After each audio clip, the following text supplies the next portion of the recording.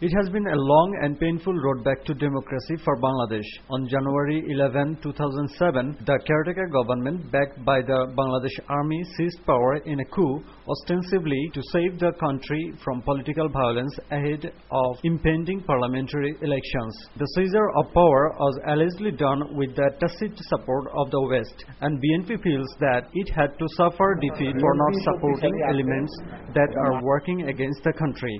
বিদেশে আমাদের বন্ধু থাকতে পারে, আমাদের কোনো প্রভু নাই। এই প্রভুত্বকে আমরা যেহেতু গ্রহণ করি না, এবং এই জাতীয় স্বার্থ জলাঞ্জলি দেওয়া যেহেতু বিএনপির পক্ষে সম্ভব না, বা কোনো দেশপ্রেমিক জাতীয়তাবাদী গোষ্ঠীর পক্ষে সম্ভব না, তাদেরকে দুর্বল করা, প্রয়োজনে নিশ্চিহ্ন করার জন্য 11 জানুয়ারির সৃষ্টি।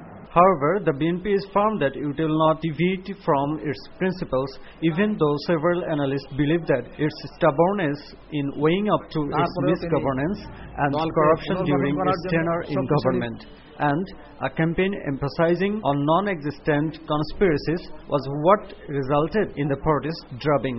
বাংলাদেশ জাতীয়তাবাদী দল একটি শক্তিশালী বাংলাদেশের বৃহত্তম দল। এই দলকে ষড়যন্ত্রমূলকভাবে গত জাতীয় সংসদ নির্বাচনে পরাজিত করা হয়েছে। আমাদের দলকে সুসংগঠিত করার জন্য গুরুত্বপূর্ণ পদক্ষেপ গ্রহণ করেছে। বিএনপি কিন্তু পরাজিত হয় না, বিএনপিকে ষড়যন্ত্র করে পরাজিত করা হয়েছে। তারেক রহমান এর উপরে অমানসিক অন্যায় নির্যাতন করা হয়েছে। আমাদের নেত্রী দেশনেত্রী বেগম খালেদা জিয়াকে অন্যায়ভাবে গ্রেপ্তার করে বিএনপিকে ধ্বংস করার চেষ্টা করা হয়েছে। বিএনপির শহীদ রাষ্ট্রপতি জিয়াউর রহমানের আদর্শ এদেশের মানুষের মনের মধ্যে রয়েছে, হৃদয়ের মধ্যে রয়েছে। এই আদর্শে কখনোই ধ্বংস করা যাবে না।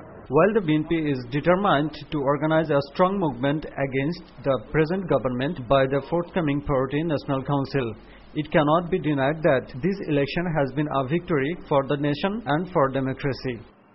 J. Musafizul Alam reporting for News and Images from Dhaka.